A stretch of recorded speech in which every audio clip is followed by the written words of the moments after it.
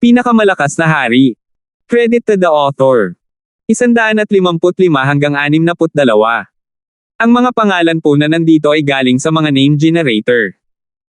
Kaya kung meron man pagkakatulad sa mga pangalan ng totoong tao o lugar, ito ay tunay na hindi sinasadya. Ito ay hanggang sa ika-8 galaw ng 10 galaw. Huling 2 galaw. Napabuntong hininga ang mga manunood habang nakatutok sa eksena. Nanginginig ang puso ni Zoren, Fulton at Asher. Kahit na nakita nila ang lakas ni Francis, hindi nila namalaya na ganoon kalakas siya. Lumitaw din ang pagiging solemn sa gwapong mukha ni Emerson Master. Blade of Partial Moon. Huminga ng malalim si Roldan habang tinitipon niya ang kanyang True Force at nag-condense ng side-shaped sword. Shoo! Ang hangin ay agad na nagsimulang manginig, tulad ng side na iyon ay isang simbolo ng kamatayan at ito ay maaaring kumitil ng buhay ng bawat buhay na nilalang. Ang hakbang na ito ay ang pagpatay na hakbang ni Roldan at ito ay karaniwang ginagamit lamang kapag nakaharap at sinusubukang pumatay ng mga magsasaka na kapareho niya ang ranggo. Mabuti. Bulalas ni Francis habang pinapaikot niya ang kanyang lightning wind palm sa pinakamataas nito. Pagkasira ng hangin ng kidlat. Inilabas ni Francis ang kanyang palad na makikita rito ang mga kidlat. Boom! Isang napakalaking pagsabog ang tumunog sa pagitan ng dalawang figure. Sa oras na ito, ang True Force ni Francis ay halos lumagpas sa limitasyon ng First Sky at ang kanyang lightning wind palm ay naging mas malakas. Teng! Teng! Napaatras si Francis ng ilang hakbang, habang si Roldan ay umindayog lang ng kaunti.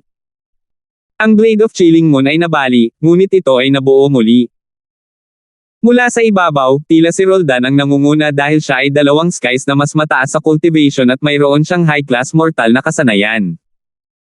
Naisip ni Francis na ang kapangyarihan ng lightning wind palm ay hindi mas mahina kaysa sa isang high-class mortal na kasanayan. Ngunit dahil sa kanyang limitadong paglilinang, magagamit lamang niya ang kanyang Heavenly Wind Air Technique. Ang Heavenly Wind Air Technique ay isang pinasimpleng bersyon ng kanyang Heavenly Wind God Technique. At kahit na ang una ay sinanay sa isang mataas na antas, ang kapangyarihan nito ay medyo mahina pa rin. Ngunit kahit na, ang pagganap ni Francis ay nabigla sa lahat. Nagtinginan ng 3 elder na may pagtataka, mahirap isipin na ang isang tao ay talagang makakalaban sa isang taong 2 ranggo na mas mataas. Hindi nakapagtataka, ang lightning wind palm ay isang halos ipinagbabawal na kasanayan. Sinanay pa nga ng batang ito hanggang sa 3 antas at mayroon siyang mahusay na pangunawa, ngunit ito ay labis na nanghihinayang. Sabi ni Edler Mace na may simpatiya. Lightning wind palm. Siya ang brat na pumunta sa Hollow Building noong nakaraan. Malamig na napa-M si First Elder.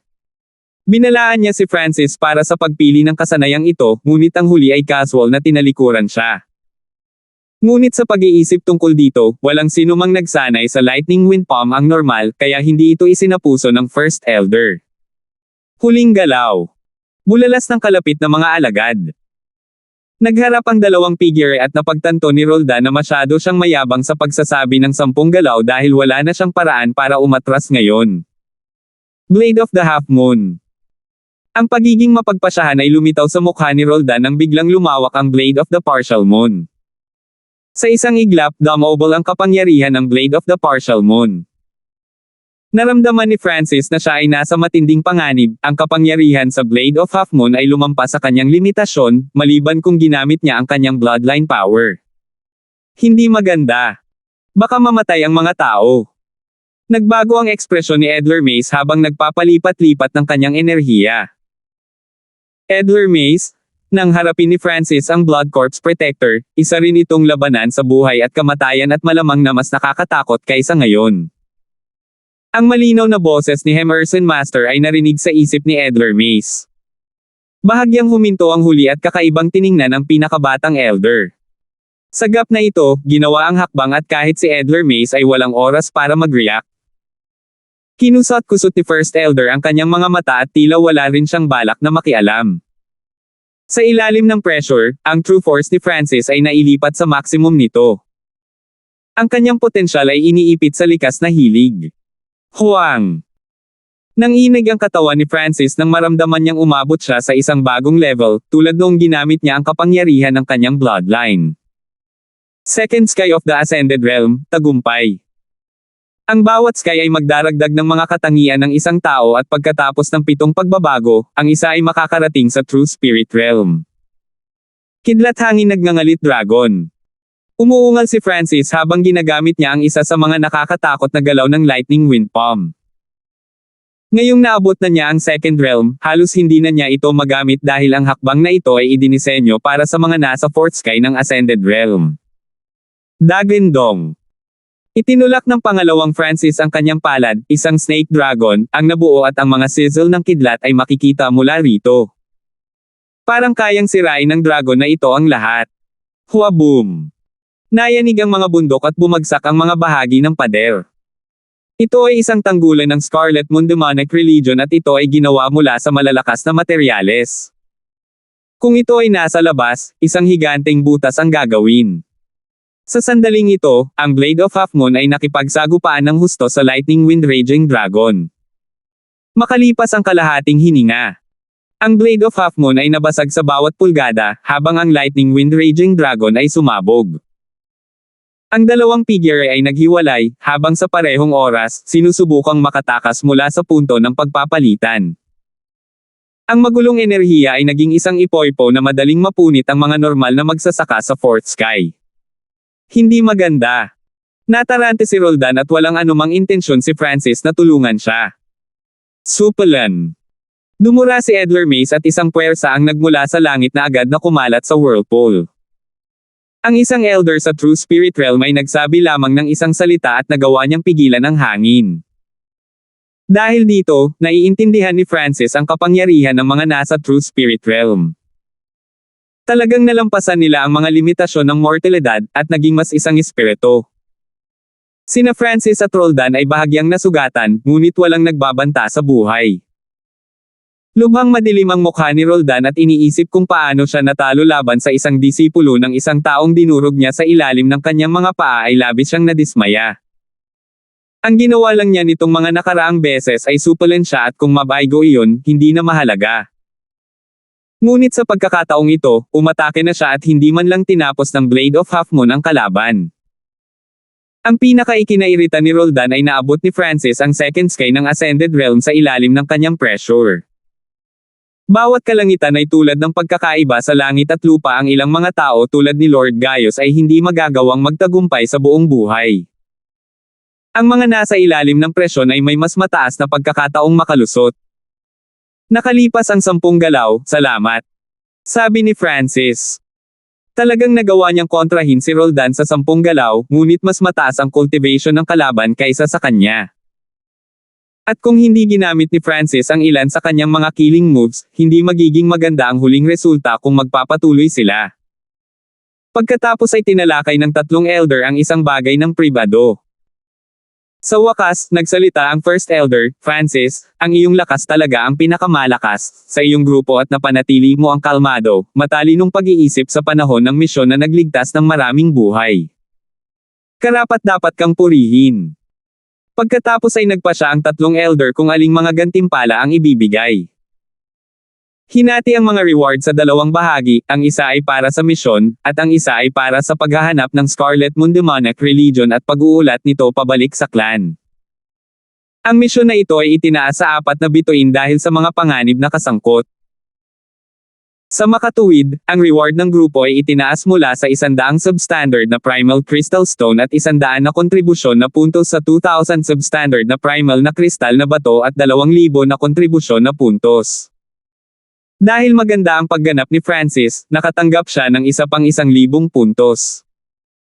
Nangangahulugan ito na si Francis ay makakakuha ng 500 Primal Crystal Stones at 1,500 kontribusyon na puntos kapag nahati sa grupo.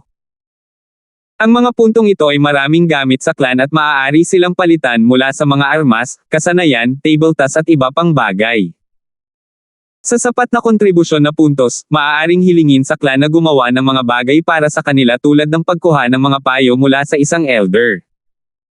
Sa kabuuan, halos lahat ng bagay ay maaaring gawin ng mga kontribusyon na puntos. Hahaha. Sa dami nitong puntos, tataas ang lakas natin. Si Zorin at ang 2 pa ay labis na nasasabik. Ito ay gantimpala lamang mula sa gawain bukod sa mga samsam sa digmaan na maaari ding itago.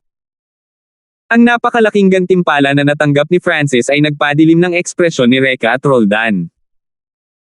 Isang misyon lang ang nagbigay sa kanila ng napakaraming primal na kristal na bato at ang kontribusyon ni Francis ay umabot na sa 1,500 na ikinainggit maging ng mga core disciples.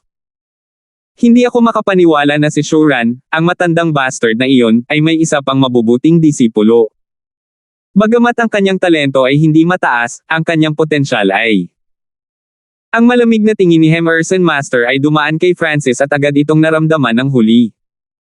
Ngunit ang Emerson Master ay walang layuning pumatay, kundi pagiging maingat. Kumislap ang mga mata ni Francis at gumawa siya ng desisyon. 3 elder, may isa pang iuulat ang isang ito. Biglang yumuko si Francis sa 3 elder, o mas tiyak sa first elder. Sinabi sa kanya ng instinct na ang first elder ang pinakamalakas sa 3. Sinenyasan siya ni first elder na magpatuloy. Walang sinabi si Francis, ngunit naglabas siya ng isang bag. Sa loob ng bag ay may 2 bagay, isang mapa ng balat ng hayop at isang sirang espada na kulay dugo. Ang 2 bagay na ito ay ibinagsak ng bangkay nang ito ay tumakas.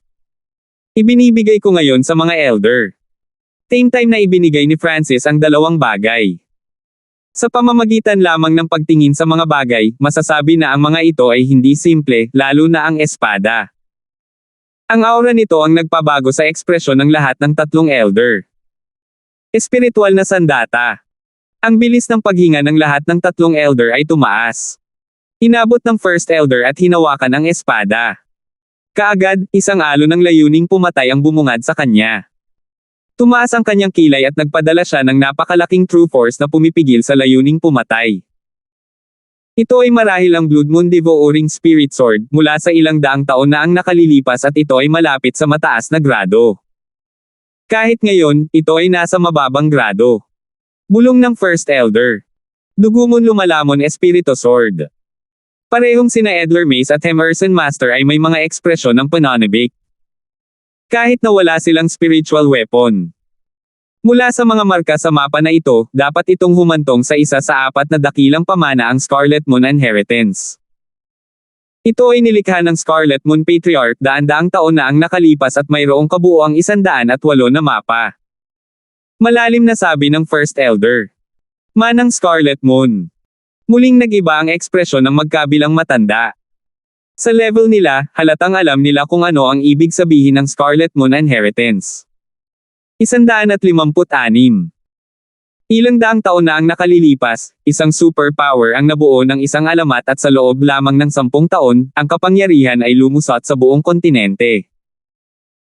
Ang super faction na iyon ay halos pinag-isa ang kontinente at ang pinakamalakas na 10 clan sa kontinente ay kailangang magsama-sama upang labanan. Ang panahong iyon ay kabilang sa Scarlet Moon Demonic Religion at ang pinuno nito ang Scarlet Moon Patriarch. Kahit na ang Patriarch ay masama, lumikha siya ng mga himala sa panapanahon, at ginawa niyang takot at paggalang sa kanya ang lahat. Marami pa ring sumasamba sa soberano ng kasamaan. Sa puso ng mga tagahanga, ang Scarlet Moon Patriarch ay isang Diyos. Siyempre, hindi lahat na abot ng talento, kailangan din may sword. Ang Scarlet Moon Patriarch ay walang sky o earth spiritual body. Ayon sa isang medyo hindi tumpak na script, mayroon lang siyang middle tier na spiritual body. Ang lahat ng kanyang mga nagawa ay nagmula sa isang bagay. Iyon ay ang Scarlet Moon Inheritance. Pinahintulutan ng Scarlet Moon Inheritance ang Scarlet Moon Patriarch na baguhin ang kanyang kapalaran. Ginamit ito ng relihiyong nilikha niya bilang batayan. Ang Scarlet Moon Inheritance ay nirerango sa ika-3 sa 4 na Great Inheritance at ang tila nakakuha lamang ng isang bagay mula sa mga mana ay ang Scarlet Moon Patriarch. Malamang, bago nawasak ang kulto, itinala ng Scarlet Moon Patriarch ang bawat lihim tungkol sa Scarlet Moon Inheritance sa isang mapa na kalaunan ay pinangalan ng Scarlet Moon Map. Hanggat nakuha ng isa ang mapa na ito at na-decode ito, mahahanap nila ang Scarlet Moon Inheritance. Gayunpaman, ang Scarlet Moon Map ay sadyang hinati sa 108 piraso at kumalat sa buong kontinente. Maraming tao ang may bahagi ng mapa, ngunit walang sino man ang nakakuha ng lahat ng 108 sa kanila. Ito ay dahil mayroon lamang 70 hanggang 80 o higit pang mga piraso na natagpuan sa buong kontinente at ang natitirang 40 hanggang 50 ay hindi pa nakikita. Ang Scarlet Moon Map ay sobrang mystical, kahit na ang isa ay may 107, ang Scarlet Moon Inheritance ay hindi magbubukas. Makalipas ang ilang daang taon, ang mga tao ay hindi na nasasabik gaya ng dati. Siyempre, kung ang isa ay may tunay na kopya ng mapa ng Scarlet Moon, mayroon pa rin itong mataas na halaga. At tila totoo ang mapa ng Scarlet Moon sa harap ng kanilang mga mata. Ang halaga ng mapa na ito ay nalampasan na ang espiritual na sandata, ngunit hindi pinagsisihan ni Francis na ibigay ito. Una, walang saysay ang pagkakaroon lamang ng isang piraso. Pangalawa, hindi ito magagamit ni Francis kahit na mataas ang halaga nito. Sa kabaligtaran, papatayin siya ng mga tao dahil dito. Ito rin ang dahilan kung bakit niya ibinigay ang espiritual na sandata. Francis, ang dalawang bagay na ipinasa mo ay napakabihirang. Bibigyan ka ng clan ng malaking reward para dito, tanungin mo kung ano ang gusto mo. Puno ng ngiti si First Elder. Nang marinig ito, ang lahat ng iba pang mga alagad ay naiinggit at naiinggit. Masyadong marami ang ginawa ni Francis. Ang isang spiritual na sandata ay ang pinakaiingatang bagay sa maliliit na clans at ang isang piraso ng Scarlet Moon na mapa ay nalampasan kahit isang spiritual na item.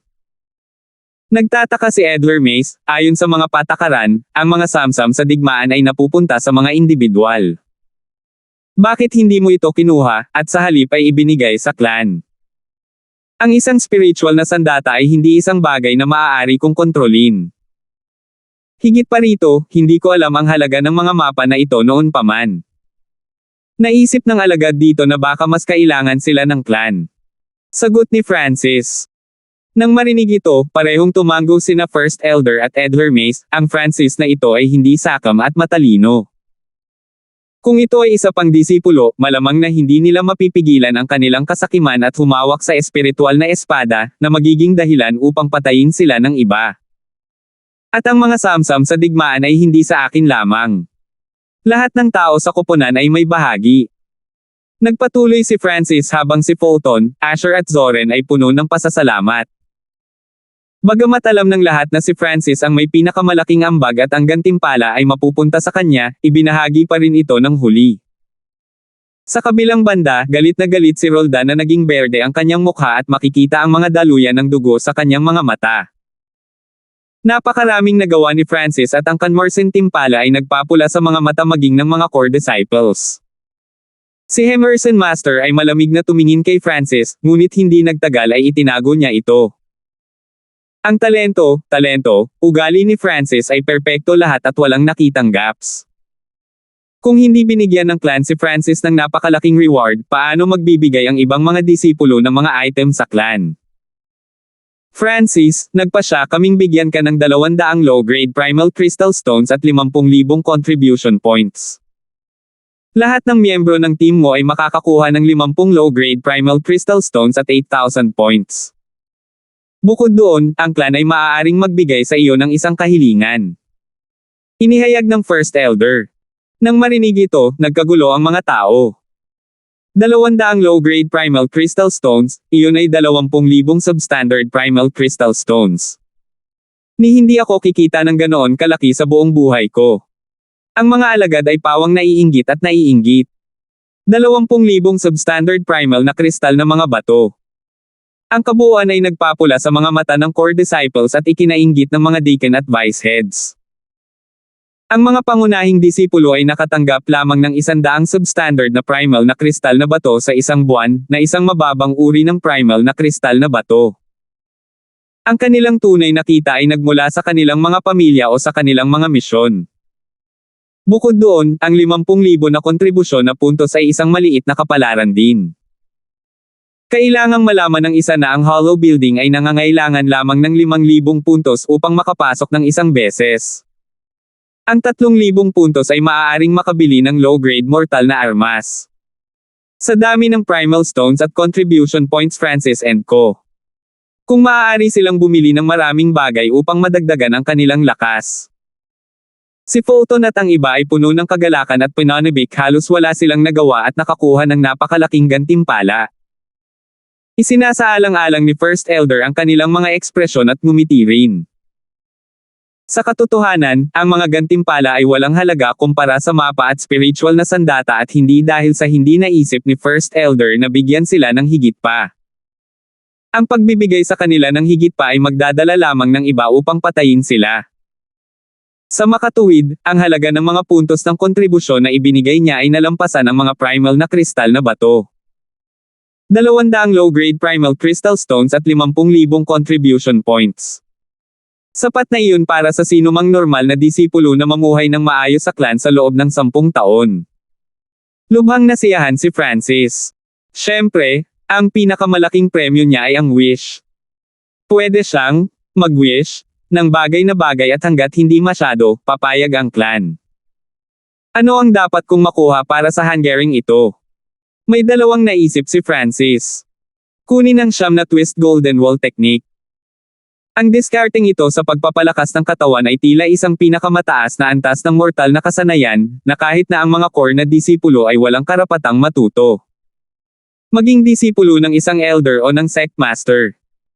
Naniniwala si Francis na alinman sa dalawang hiling na ito ay nasa katanggap-tanggap na hanay ng clan. Francis, hindi mo kailangang mag-wish ngayon. Maaari kang bumalik at mag-isip tungkol dito pagkatapos ay tanungin ang clan mamaya. Ngumiti si First Elder. Meron akong isa. Mapagpasyahang sinabi ni Francis at agad siyang nagdesisyon. Oh, sabihin mo na. Napatingin lahat ang tatlong elder kay Francis.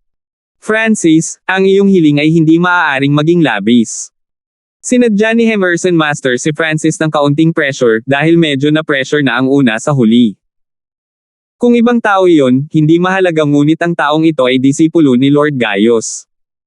At hindi ito isang bagay na gusto niyang makita. Sana maging master ko ang First Elder. Mariing sabi ni Francis. Master. Huminto ang tatlong elder at ang Emerson Master ang unang nag-react. Francis, sa palagay mo ba ay madaling kumukuha ng mga disipulo ang First Elder? Kahit ang mga may high-grade spiritual na katawan ay walang karapatang maging disipulo ng First Elders. Sa sandaling matapos siya, isang malaking lakas ng pag-iisip ang nagdiin kay Francis. Malinaw ang kanyang kahulugan, kahit ang mga may high-grade spiritual na katawan ay walang karapatang maging disipulo ng First Elders, kaya paano magiging isa ang isang tulad mo, na may low-grade spiritual body? Naramdaman ni Francis ang pag-freeze ng kanyang dugo, na parang isang higanting nakatayo sa kanyang harapan. Kapag naabot ng isa ang true spirit realm, hindi na sila normal na tao. Kung ikukumpara sa mga normal na tao, sila ay mga higanti. Sa sandaling ito, walang sinabi sina First Elder at Edler Mace. Si Francis ay labis na nagtataka kung ano ang nangyari. Ang kanyang mga gawa ay sapat na upang maging isang alagad ng First Elder. Ang dahilan kung bakit niya ito pinili ay dahil kailangan niya ng malakas na background tulad ng sinabi sa kanya ni Lord Gaius noon. Sa ganitong paraan lang babagsak ang banta mula sa Emerson Master. Sa sandaling ito, natahimik sila at hindi nagsalita ang First Elder. Ang talento ay hindi lahat o kung hindi ay hindi bibigyan ng clan ang nangungunang panlabas na disipulo ng mga espesyal na gantimpala. Kung ang First Elder ay handang kunin ako bilang kanyang disipulo, hindi ko ito pagsisisihan. Tiwalang sabi ni Francis. Mayroon siyang sinaunang bloodline na mas malakas lamang kaysa sa pinakamataas na antas ng espiritual na katawan. Maging ang Blood Corpse Protector ay nabigla sa kanyang bloodline. Haha, hindi ka kukunin ng First Elder bilang disipulo niya. Pero kung papayag ka, gagawin ko. Bahagyang tumawa si Edler Mace at binasag ang tensyonado na kapaligiran. Naisip ni Francis na ang First Elder ay malamang na may isang bagay na hindi niya masabi. Ngunit ang kanyang layunin ay maging isang disipulo ng sinumang elder, hindi lamang ang First Elder. Francis, handa din akong kunin ka bilang aking disipulo. Biglang sabi ni Emerson Master na nakangiti. Ang eksenang ito ay hindi lamang nabigla kay Francis, maging ang panga ni Roldan at Reka ay nalaglag ng husto. 157. Sa isang pagkakataon, dalawang elder ang parehong handang kunin si Francis bilang kanilang disipulo. Ngunit gusto ng huli ang First Elder. Tumayo si First Elder sa kinaroroonan niya at hindi siya umimik. Si Francis ay nahuli ng Emerson Master. Kung kinuha siya ni Edler Mace bilang isang disipulo ay ayos lang, ngunit ngayon ay mahirap sa Emerson Master na gustong kunin din siya bilang isang disipulo. Ang huli ay may malalim na ngiti sa kanyang mukha at agad na naunawaan ni Francis ang ibig niyang sabihin. Ang Emerson Master ay nagbibigay kay Francis ng pagkakataon na sumali sa kanyang panig tulad ni Balmond. Tulad nito, muli niyang dudurugin si Lord Gaio sa ilalim ng kanyang mga paa. Kung alam ng huli ang tungkol dito, siguradong magluluwa siya ng dugo dahil sa galit. Kasabay nito, pinipilit niya si Francis na magdesisyon. Kung pinili ni Francis si Edler Mace, nangangahulugan ito na wala nang babalikan. Magiging magkaaway sila at susupilan o itatapon siya ni Emerson Master. Hahaha, Kuya Emerson, interesado ka rin kay Francis. Kung payag siya, pwede siyang maging disipulo mo. Huminto si Edler Mace at nagsimulang tumawa. Napaisip si Francis. Hindi maganda ang sitwasyon. Sa oras na ito, nakita na niya ang lahat. Ang First Elder ay hindi gustong kumuha ng disipulo dahil sa isang tiyak na dahilan. Si Edler Mace ay hindi taos-puso. Ang Emerson Master ay may ilang mga trick sa kanyang manggas. Ang pinakamahalagang punto ay ang numero 2. Iminungkahi ni Edler Mace na kunin si Francis bilang isang disipulo para pakalmayan ang kapaligiran at nang iminungkahi ni Emerson Master na kunin niya si Francis bilang isang disipulo, sumagot siya ng walang pag-aalinlangan. Kaya hindi mapagkakatiwalaan si Edler Mace. Mula sa punto ng pagkuha niya kay Yuan Hao bilang isang disipulo, nangangahulugan ito na tinitingnan niya ng husto ang talento. Kung ako ay naging disipulo ni Edler Mace at naging kalaban ng Emerson Master, maaaring hindi ako protektahan ng una. Sa kabaligtaran, maaari niya akong itapon na magkaroon ng magandang relasyon kay Emerson Master. Hindi nagtagal ay nagtapos si Francis. Hindi mapagkakatiwalaan si Edler Mace at iminungkahi lang niya ito para pasayahin ang First Elder. Kung kinuha niya ang Emerson Master bilang kanyang tagapagturo, siya ay magiging tulad ng isang tupang pumapasok sa bibig ng isang tigre. Hindi nagtagal ay nagpasya si Francis. Baguhin ang isang hiling sa halip na kunin ang alinman sa isa bilang kanyang Panginoon. Ang First Elder ay isang taong hindi kumukuha ng mga alagad ng simple at hindi siya madaling nangako. Ang mga taong tulad nito ay gagawin ang lahat ng kanilang makakaya kapag ang isa ay nakilala nila. Sa kasamaang palad, napabuntong hininga si Francis sa kanyang puso at pinili niya. Pinili niyang palitan ito ng ibang hiling, sa halip na kunin si Edler Mace o Emerson Master bilang kanyang mentor. Ang desisyong ito ay naging sanhi ng pagkatulala ng ibang mga alagad. Napakalaking karangalan na magkaroon ng Elder bilang iyong guro. Si Zoren, Asher at Fulton ay lahat ng hinayang. Ngunit hindi sila Francis at hindi sila makapili para sa kanya. Ang mga mata ng First Elders ay kumikinang at sa wakas ay nagsalita, ang pagtalikod mo sa hiling na ito ay pinipilit akong bumalik sa aking salita. Ngunit nangakong hindi na ako kukuha ng alagad. Nang marinig ito, sa wakas ay naunawaan ni Francis. Hindi nakapagtataka na natahimik si First Elder nang marinig niya ang hiling ni Francis at parehong sinubukan ni Edler Mace at Emerson Master na pasayahin siya. Ngunit gaano man ang pagkalkula ng mga tao o ng langit, tinanggihan ni Francis ang dalawa at mas gusto niyang magkaroon ng isa pang hiling. Nangangahulugan ito na pumayag man o hindi ang First Elder, babalik siya sa kanyang salita. Dapat kang sumang-ayon sa isang bagay kung ikaw ay magiging alagad ko. Nagpatuloy ang First Elder. Ano ito? Hindi alam ni Francis na biglang magbabago ang sitwasyon. Sumuko kidlat wind palm. Isang salita ang sinabi ni First Elder. Natigilan si Francis bakit gusto niyang bigyan ng lightning wind up si Francis. Bakit pinili niyang huwag nang kumuha ng mga alagad? Biglang nag-click ang lahat. Naalala ni Francis ang sinabi ni Ryan, may kaibigan si Marcin na nagsanay ng lightning wind palm, ngunit kalaunan. Bumalik sa pagtitipon, binalaan ni Marcin si Francis, ang buhay ay mas mahalaga kaysa lightning wind palm. Maaaring si Marcin ay mga disipulo ng First Elder. At isa rin ang kaibigan niya, ngunit sinanay niya ang lightning wind palm at namatay. First Elder, ikaw ba ang mentor ni Marcin? Maingat na tanong ni Francis. Si Marcin ay nasa ikalawang pwesto sa 10 core na disipulo at ang pangalawang Francis ay nagsalita, lahat ng nasa malapit ay tumango. Natahimik si First Elder at nanlabo ang kanyang mga mata. Nakuha ni Francis ang bahid ng puot at sakit sa kanyang mga mata. Maaaring isipin na ang taong nagsanay ng lightning wind palm ay talagang isang kababalaghan, ngunit siya ay namatay dahil sa kasanayang ito. Francis, ano ang nagbibigay ng kakayahan upang maging disipulo ng First Elders? Sa oras na ito, hindi napigilan ng matandang si Zhang ng Clan Mission Division na lumapit at babalaan siya. Siya ay, pagkatapos ng lahat, guro ni Francis. Isuko ang lightning wind palm. Ang mga mata ni Francis ay puno ng pagpapasya.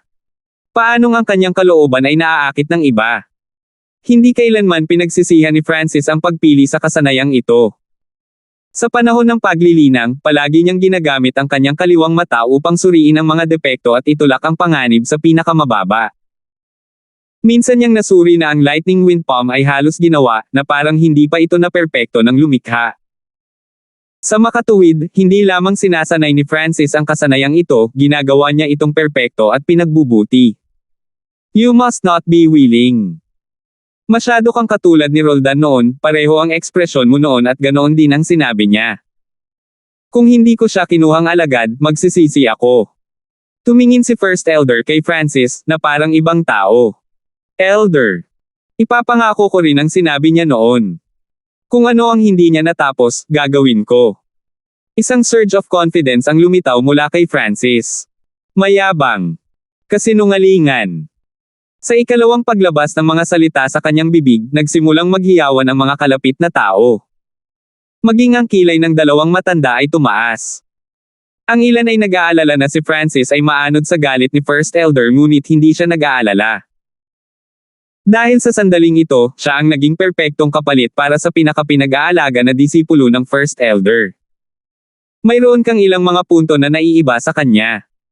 Ininspeksyon ng First Elder si Francis at tumawa. Bumilis ang tibok ng puso ni Francis. Naiintindihan kaya ni First Elder na ginamit niya ang emosyon ng huli. Parehas ka sa kanya, confident to such a degree na masasabing mayabang ka. May isang pagkakaiba, kalmado ka.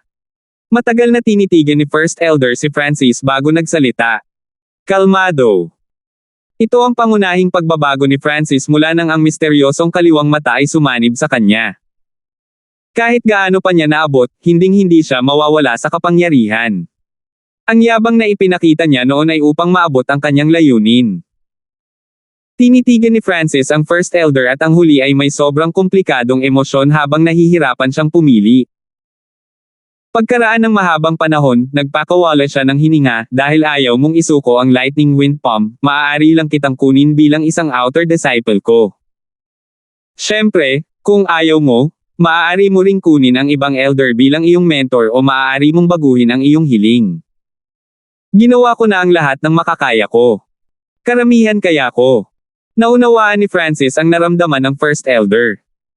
Ang kanyang paboritong disipulo ay namatay dahil sa pag-aaral ng lightning wind palm at siya ay nangakong hindi nakukuha ng isa pang disipulo.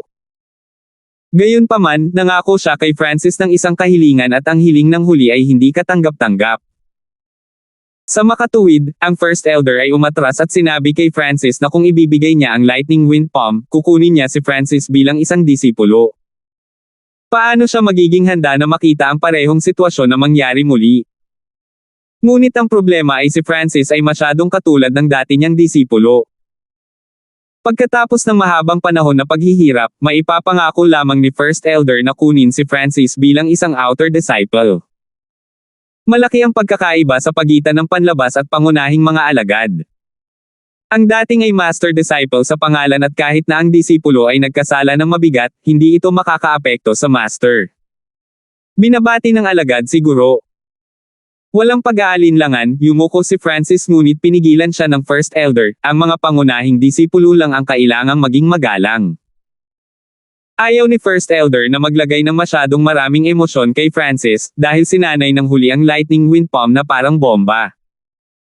Bahagyang ngumiti si Francis at isa lang ang dahilan niya para gusto niya ang First Elder bilang kanyang master, malakas ang background niya. Mula sa kanyang pananaw, ang isang panlabas na disipulo ng First Elder ay mas mahusay kaysa sa isang pangunahing disipulo ni Edler Mace.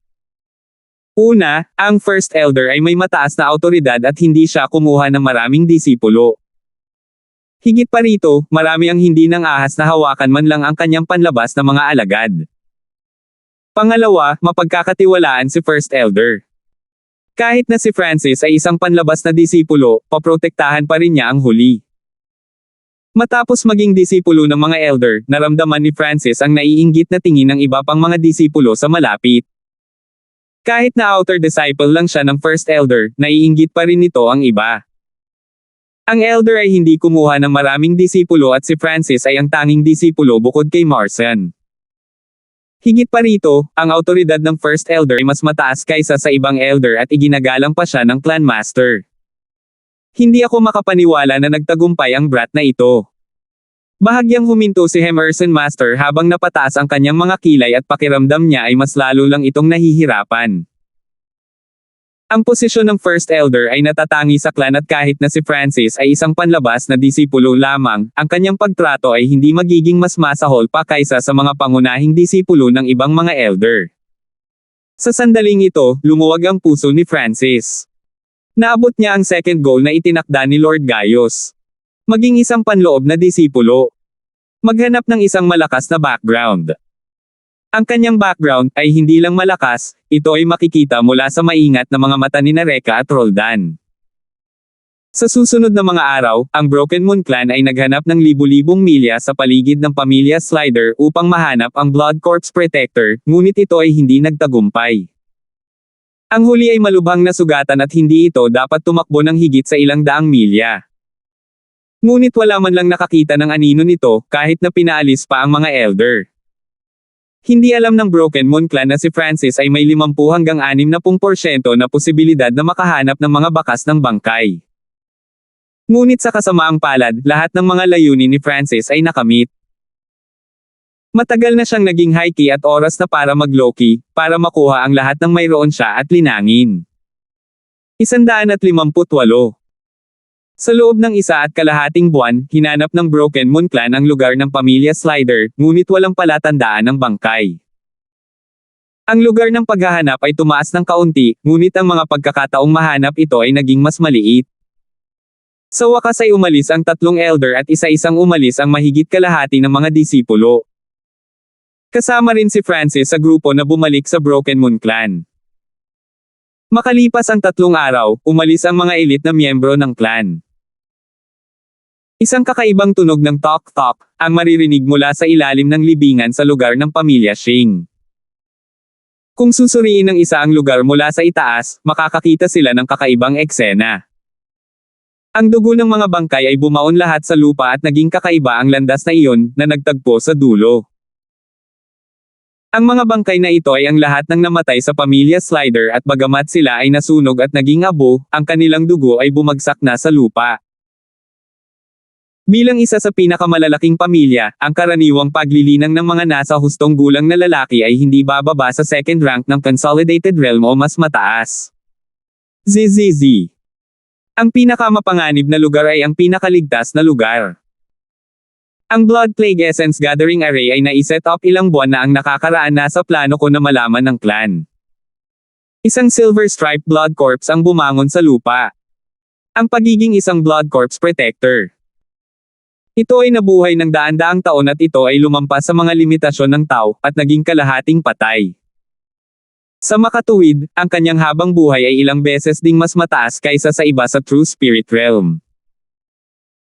Matapos makitang muli ang araw, ang aura ng Silver Stripe Blood Corpses ay mas malakas kaysa dati at nabawi nito ang lakas nito pabalik sa 5th sky ng Ascended Realm. Ngumiti ng masama ang Silver Stripe Blood Corpse at dinilaan nito ang labi. Sa kanyang plano. Alam na niya na hahanapin siya ng clan, ngunit ang problema lang ay si Francis. Lalo niyang iniisip kung paano niya naibigay ang lahat ng ari-arian niya sa brat na iyon, lalo siyang nagalit. Gayunpaman, hindi niya alam na lumakad din siya malapit sa mga pintuan ng kamatayan. Si Francis ay naging sobrang low-key matapos makuha ang kanyang reward at hindi niya ginamit ang kanyang kaliwang mata kapag naghahanap.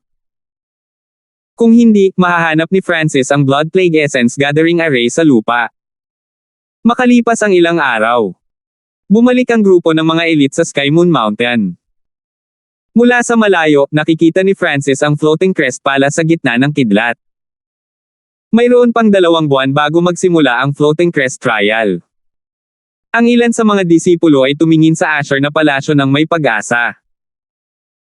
Ang petsa ng Floating Crest Palace ay papalapit na at ang pagsubok na ito ay isang turning point para sa mga disipulo na walang malakas na background. Kung nahawakan nilang mabuti ang pagkakataong ito, mababago nila ang kanilang kapalaran. Dapat akong pumasok sa Floating Crest Trial. Ang desisyon ni Francis ay hindi maalinlangan. Ang isang beses sa bawat 5 taon na pagsusuri sa clan, pati na rin ang isang beses bawat 5 taon floating crest trial ay parehong napakahalaga. Kung ang isa ay makaligtaan ng alinman sa mga ito, sila ay may iwan at ang 5 taon ay masyadong mahaba para kay Francis. Mula nang sumanib si Francis sa misteryosong kaliwang mata, naging maganda ang kanyang dinaanan, pumasok sa Gaius Palace pagkatapos ng ilang buwan sa pamilya Hanford at pumasok siya sa clan pagkatapos ng ilang buwan sa Gaius Palace.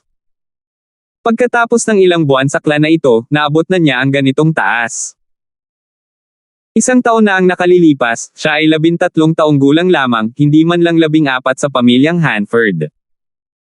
Makalipas ang 1 taon, matagumpay siyang nakapasok sa clan sa edad na 14 lamang. Nagbago ang kapalaran ng isa. Kung hindi maaabot ni Francis ang second sky of the Ascended Realm mula sa first rank ng Consolidation Realm sa 1 taon. Ang kanyang cultivation ay maihahambing sa mga kahangahangang tao sa clans. Pagkabalik, humiwalay si Francis kay Fulton at kasamahan. Si Fulton ang huling umalis, Brother Hanford, hindi mo lang ako nailigtas ng maraming beses sa misyon na ito, binigyan mo rin ako ng ganoong mga gantimpala. Ang gayong pasasalamat ay masusuklian. Pinaalis si Fulton sa kanyang mga mata, si Francis na may malalim na iniisip. Wala siyang maraming kaibigan sa clan at hindi malakas si Gover gayon din si Amber. Si Fulton ang nagising bago sina Asher at Zoren, ibig sabihin ay malakas ang kalooban niya. Mahusay din ang trabaho ng dalawa. Nang si Francis ay misteryosong nawala, si Fulton lamang ang nagtanong kay Huang Yun. Hindi alam ni Fulton na iniisip ng isang ito na binago ni Francis ang kanyang kapalaran. Sa isang kisap mata, kalahating buwan na ang lumipas at ang Broken Moon Clan ay tumira. Kumalat sa 12 iba pang clans ang balita ng paghahanap ng Scarlet Moon Stronghold at lahat sila ay nag-usap kung ano ang gagawin. Siyempre, wala na itong kinalaman kay Francis. Ang unang bagay na ginawa niya ay bumili ng cultivation resources gamit ang kanyang mga kontribusyon na puntos at primal crystal stones upang madagdagan ang kanyang cultivation. Matapos maabot ang 10 antas ng Silver Wall Technique, ang bilis ng pag-usad ay bumagal ng husto tulad ng bilis ng isang snail. Ang 11 na antas ay ang pinakamataas na antas at maaaring makakuha ng perpektong katawan. Mula sa paglalarawan nito, kapag ang isa ay umabot sa 11 na antas, maaari nilang harapin ang mga magsasaka sa third sky ng Ascended Realm nang mag-isa lamang ang kanilang katawan. Naisip ni Francis na kailangan niyang gumastos ng 100 hanggang 200 substandard primal crystal stones para makamit ito. Ngunit pagkatapos gumastos ng halos 1,000 primal crystal na bato, hindi pa rin naabot ang layunin. Ang paggastos ng malapit sa 1,000 primal na kristal na bato at libu-libong kontribusyon na puntos ay nagtulak lamang sa kanya sa pinakamataas na 10 na antas, kalahating hakbang mula sa 11. Napabuntong hininga si Francis at hindi siya makapaniwala na pagkatapos gumamit ng napakaraming mahalagang mapagkukunan, mabagal pa rin ang pag-usad ng kanyang body strengthening technique. Walang masyadong cultivators na nakatutok sa pagpapalakas ng katawan dahil sobrang hirap lang. Mayroon pa akong 22,000 o higit pang mga substandard na primal crystal stones na natitira. Dapat ay magtagumpay ako kung gumastos pa ako ng 500. Kinakalkula ni Francis. Nakakuha nga siya ng disenteng reward mula sa misyon noong nakaraang pagkakataon, ngunit ang mga primal crystal na bato ay kailangang gamitin ng matalino, lalo na't paparating na ang Floating Crest Trial. Kung bibili siya ng mga materyales at siya mismo ang gumawa ng mga table tasks, makakapagtipid si Francis ng maraming primal crystal na bato. Ngunit ang bawat segundo ngayon ay mahalaga. Ang Floating Crest Trial ay pinakamahalaga. Hindi niya pinagsisihan ang paggastos ng mga pangunahing kristal na batong ito. Makalipas ang ilang araw. Ang silver wall technique ni Francis sa wakas ay umabot sa ika-11 na antas. Upang makamit ito, gumugol siya ng humigit kumulang 2,000 substandard na primal crystal na mga bato na humigit kumulang 20 mababang uri ng primal crystal na mga bato. Siyempre, ang pagtaas ng lakas ay mahusay din. Perpektong katawan.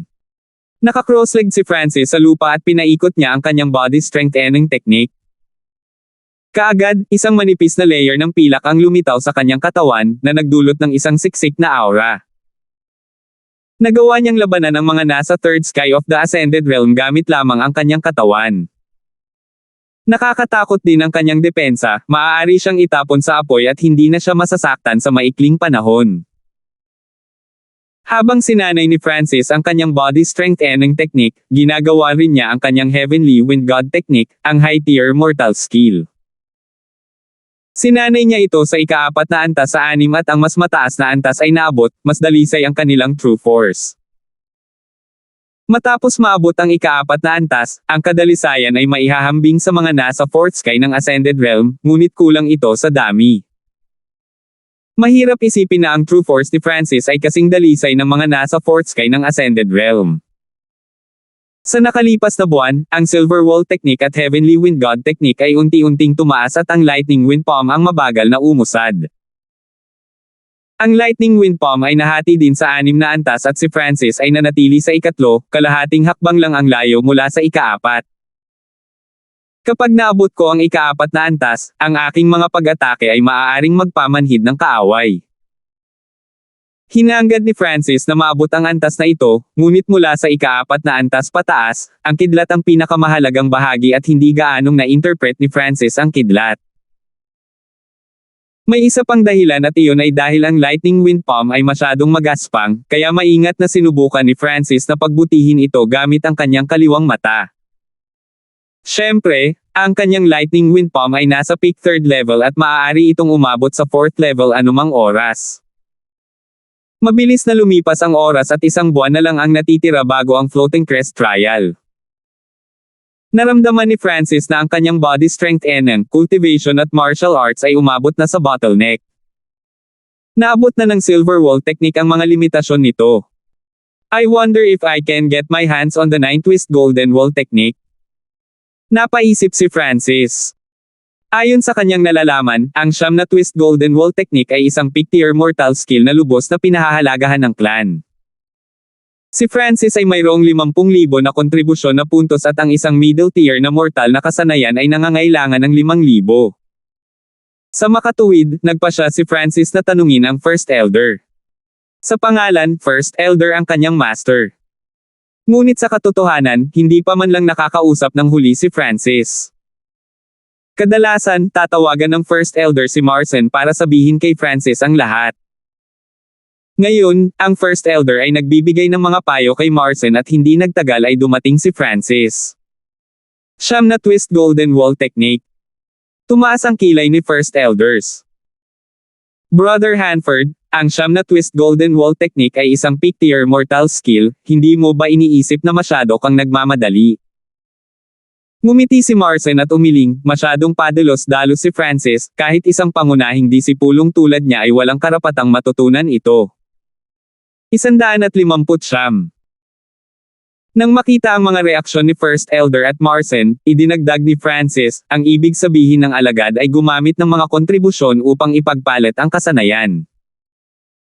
Sa clan, ang mga kontribusyon na puntos ay maaaring ipagpalit para sa high-class mortal na mga kasanayan. Ang iyong mga puntos ay hindi sapat upang ipagpalit ito. Higit pa rito, kahit na mayroon kang sapat na hindi mo magagawa. Umiling si First Elder. Huminto si Francis at ipinaliwanag ni Marcin, kailangan ng isa ng 200,000 puntos para sa pinakamataas na antas ng mortal na kasanayan at dapat ay nasa 6th sky ng Ascended Realm o mas mataas.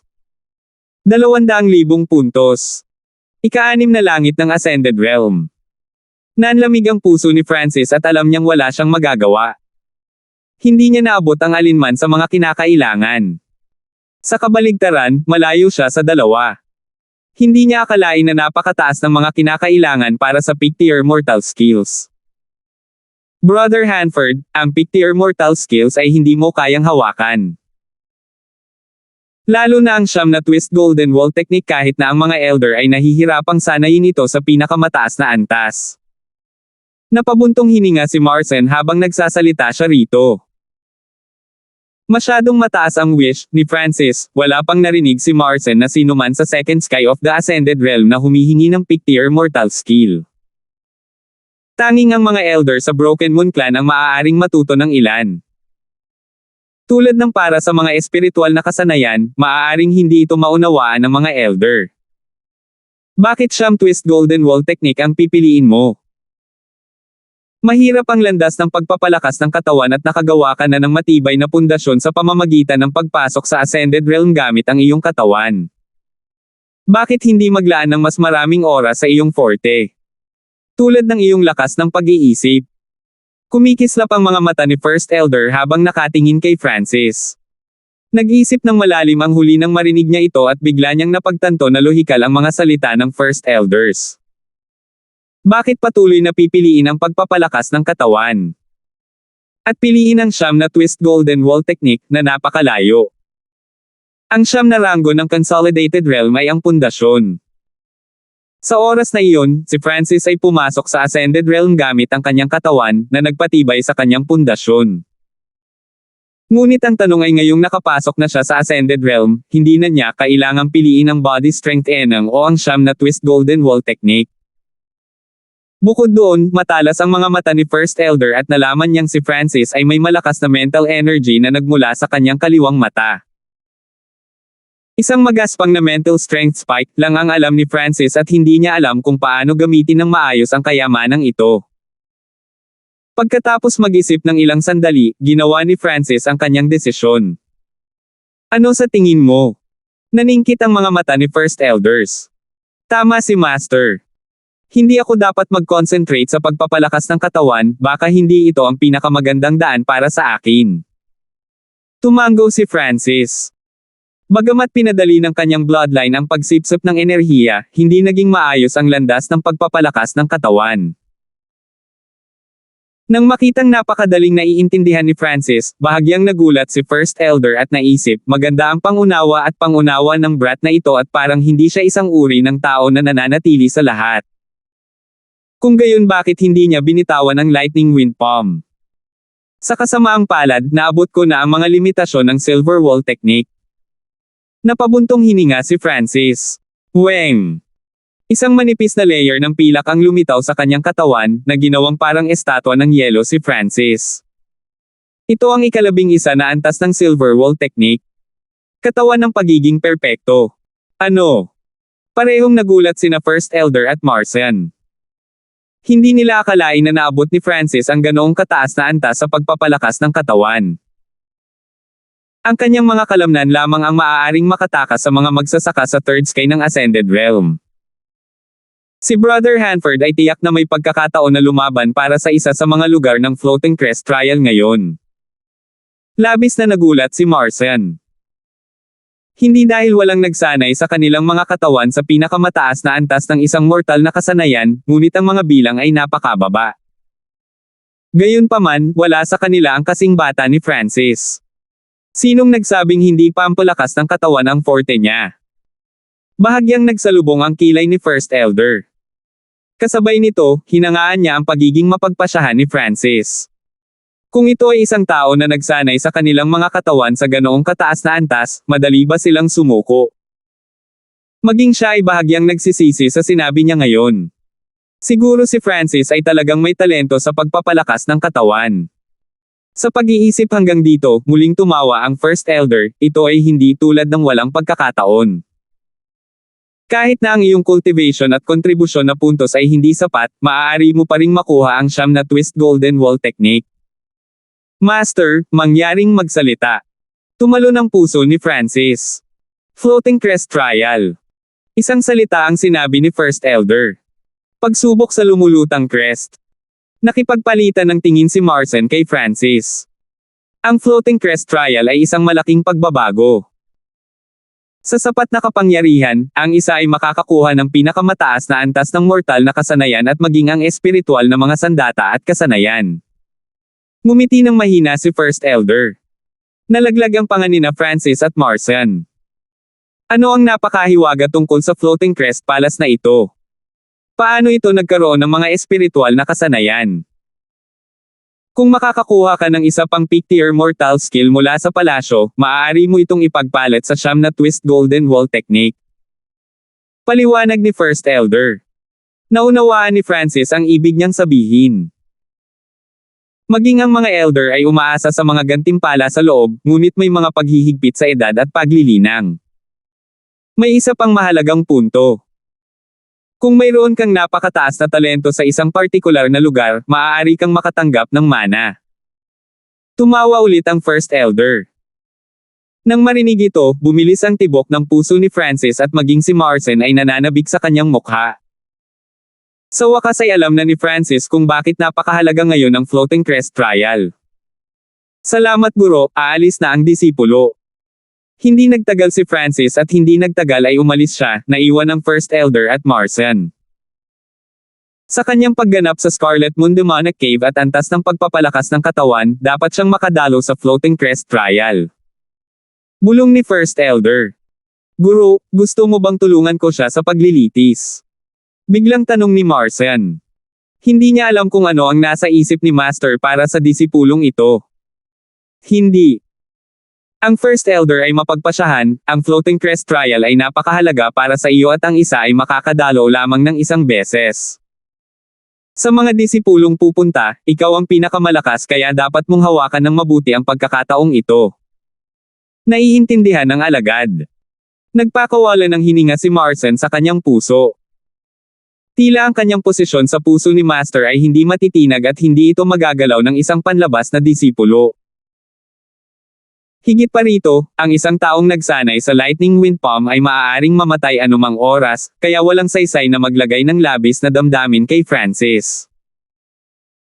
Pinaalis si Marcin gamit ang kanyang mga mata, ang First Elder ay bumulong-bulong sa kanyang sarili, hindi ako makapaniwala na si Francis ay may ganoong desisyon na mabilis na isuko ang pagpapalakas ng katawan, tila siya ay isang cool-headed at kalmadong tao. Kung gayon bakit hindi niya binitawan ang lightning wind palm? Pagkatapos umalis sa First Elder's place, naunawaan ni Francis na nakagawa na siya ng matibay na pundasyon at hindi na niya kailangang magtrabaho sa pagpapalakas ng katawan sa ngayon. Mula sa isang bagong pananaw, dapat siyang lumakad sa landas na pinakaangkop para sa kanya dahil iyon ang pinakalohikal na desisyon. Sa makatuwid, hindi niya kailangang pilitin ang sarili sa pagsasanay ng siyam na twist golden wall technique. Ang landas ng pagpapalakas ng katawan ay mabagal at gumugugol ito ng maraming mapagkukunan, na lubos na magpapababa sa bilis ng aking paglilinang. Habang nag-iisip si Francis, mas maraming dahilan ang nakikita niya. Bukod doon, kahit na ang First Elder, bilang isang outsider, ay nakita na si Francis ay may abnormal na lakas ng pag-iisip. Sa mga susunod na araw, ganap na naghanda si Francis para sa floating crest trial pati na rin sa mga participation spot. May 10 tao lamang ang maaaring pumunta, kaya ang kompetisyon ay magiging napakahigpit at marami ang nasa third sky ng Ascended Realm. Hindi lang si Francis ang nagsusumikap, ang iba pang mga panloob na disipulo ay nagsusumikap din. Minsan ay dadating si Fulton para makipag-spar kay Francis. Mula nang matapos nila ang nakaraang misyon, ginamit ni Fulton ang napakagandang reward para tulungan ang kanyang sarili na maabot ang second sky at madali niyang natalo si Zoren ilang araw na ang nakalipas. Kailangang malaman ng isa na si Zoren, na nakaabot sa third sky kalahating buwan na ang nakalipas, ay hindi kalaban ni Fulton. Ang talento ni Fulton ay hindi mataas, ngunit siya ay tulad ni Francis. Pareho silang may integridad at napakalawak na kapangyarihan sa pakikipaglaban, na nagbigay daan sa kanila upang labanan ang iba na mas mataas ang ranggo kaysa sa kanila. Nagsimulang magpalitan ng galaw sina Francis at Fulton sa kanilang mga courtyard. Manual ng Backwave Sword. Hinawakan ni Fulton ang isang simpleng makalumang espada at inihampas ito na parang tumatawa sa mga alon ng tubig. High tier mortal skill, hindi ako makapaniwala na natutunan mo ito ng napakabilis. Bahagyang tumawa si Francis at ginamit niya ang kanyang lightning wind palm, na nagpa-address kay Fulton. Ang huli ay hindi lamang nagkaroon ng high-tier mortal sword skill, mayroon din siyang low-grade mortal weapon at kailangan ni Francis ng 70% ng kanyang lakas upang talunin si Fulton sa 20 o higit pang mga galaw. Kailangang malaman ng isa na ang ibang mga cultivator sa Second Sky ng Ascended Realm ay hindi tatagal ng ilang galaw, kahit na ginamit lang ni Francis ang 70% ng kanyang lakas. Salamat, kapatid na Hanford, sa pagbibigay sa akin ng kasanayang ito sa espada. Ngunit kahit na ganoon ay hindi pa rin ako ang iyong kapareha. Si Fulton ay nagpapasalamat at bahagyang mapait sa parehong oras. Kahit na nakatanggap siya ng maraming primal crystal na bato at mga kontribusyon na puntos, hindi pa rin sapat ang mga ito para sa isang high-tier na mortal na kasanayan. Naisip ni Francis na mapagkakatiwalaan si Fulton, kaya ibinigay niya ang Backwash Sword Manual na nakuha niya mula sa Hollow Building at walang sinuman ay maghahinala dahil sa napakalaking reward na natanggap nila. Francis, ang lakas mo ay malapit na sa Fourth Sky ng Ascended Realm at siguradong walang problema sa pagkuha mo ng pwesto. Pero bakit hindi ka bumili ng sandata para madagdagan ang iyong lakas? Iminungkahi ni Fulton. Armas. Gumalaw ang puso ni Francis, dahil ang kanyang Golden Stairs bow ay hindi na bagay para sa kanya. At ang Floating Crest Trial ay paparating na, kaya dapat siyang kumuha ng sandata upang mapataas ang kanyang kabuuang lakas. Habang nag-iisip hanggang dito, naglakad si Francis patungo sa Clan Mission Division. Clan Mission Division. Nakita ni Francis si Vice Head Zhang at agad na sinabi sa kanya ang kanyang layunin. Maaari kitang bigyan ng 20% diskwento dito. Tumawa ang matandang si Zhang. 20% diskwento. Naging linya ang mga mata ni Francis dahil sa kanyang ngiti, 20% off ay hindi makukuha ng sinuman. Hindi nagtagal, inakay ng matandang si Zhang si Francis sa bulwagan ng mga armas. Ang mga panday ay lahat ay nagtrabaho sa Clan Mission Division at may ilang mga zone para sa pagpapalitan. Ang mga linya ng mga sandata ng lahat ng iba't ibang uri, maliwanag, may kentab, matalas. Pinalabo nila ang mga mata ni Francis. 160 o hawbaw. Ang mga sandata ay parang alahas na nakadisplay sa bawat sulok ng silid. Ang sinumang alagad na makakita nito ay masasabik, ngunit ang mga presyo ng mga armas na ito ay hindi mura. Anuman sa mga ito ay nagkakahalaga ng libu-libong substandard na primal crystal stone at ang mga ito ay low-grade mortal weapons. Kung ito ay isang middle-grade mortal na sandata, ito ay nagkakahalaga ng hindi bababa sa 10,000 substandard na primal crystal na mga bato. Dahil sa relasyon sa matandang si Zhang, dinala si Francis sa isang storage room at sa loob ng silid na ito, ang bawat item ay kahit isang low-grade mortal na armas, ngunit sila ang pinakamahusay. Black Wind Sword, pinapataas ang lakas ng True Force ng 20%, bilis ng 3% at nagpapadala ng itim na hangin na nagpapataas ng aura ng sword. Low-grade mortal weapon, 6,600 substandard primal crystal stones. Flowing Feather Saber, banayad na parang balahibo, ngunit tumatago sa metal na parang putik. Pinapataas ang bilis ng True Force ng 30% at ang lakas ng pagtama ng espada ng 30%. Mababang grade mortal na sandata, 5,800 substandard na primal crystal stones. Scorching Red Saber, ginawa gamit ang flaming red na mga kristal at pinapataas ang lakas ng mga pag-atake ng elemento ng apoy.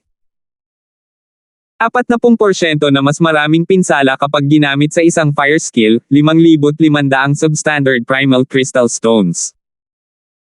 Sinulyapan ni Francis ang mahalagang mababang grade mortal na armas at nalaman niyang medyo mas mataas ang presyo, ngunit maganda ang epekto. Ang Black Wind Sword ay lalo na mayroon itong 3 buff ngunit doble ito sa presyo ng mas murang mababang uri ng mortal na armas. Ang mga materyales, gastos at lakas ng mga item na ito ay higit sa iba na may parehong grado. Siyempre, ang presyo ay mas mahal din. Bahagyang ngumiti ang matandang si Zhang. Ang 20% na diskwento na ipinangako niya kay Francis ay isang napakalaking diskwento na hindi man lang makukuha ng mga core disciples. Ang mga matatanda lamang ang magkakaroon ng ganoong pagtrato. Tumango si Francis at pinagmasdan niya ang iba't ibang uri ng sandata, mga espada, saber, letigo, palakol, busog, guantes. Kahit anong gusto ng isa, naroon iyon. Sa gitna ng mga armas, ang sable at espada ay nakakuha ng mas malaking mayorya dahil sila ang hari at emperador ng mga armas at madaling matutunan.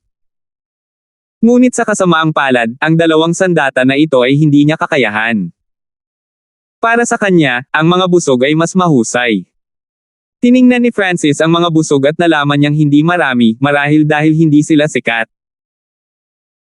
Heavenly Eagle Bow, range 2 miles, maaaring tumaas ang paningin ng isang tao ng 1 milya at tumago sa 4 na layer ng armor pati na rin ang true force ng isang cultivator sa 4th sky of the Ascended Realm.